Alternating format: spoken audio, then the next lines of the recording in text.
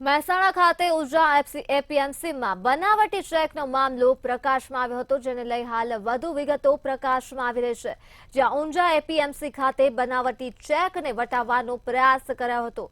તો એસબીઆઈનો આ બનાવટી ચેક હતો, જેને વટાવવાનો પ્રયાસ થયો હતો અને કુલ રૂપિયા 51.83 લાખના આ ચેકને વટાવવા માટેનો પ્રયાસ કરાયો હતો. તો આ ચેક ઉપર બનાવટી સહી સિક્કા પણ કરવામાં આવ્યા હતા અને સેન્ટ્રલ બેંકમાં ચેક ક્લિયરન્સ માટે પણ ગયા હતા. ત્યારે બનાવટી ચેક મામલે આખરે ફરિયાદ નોંધાઈ ચૂકી છે અને ઊંઝા પોલીસે અજાણ્યા ઇસમો વિરુદ્ધ પણ ફરિયાદ નોંધી છે, ગુનો દાખલ કર્યો છે. તો ફરિયાદ નોંધી મુંબઈ પોલીસને 0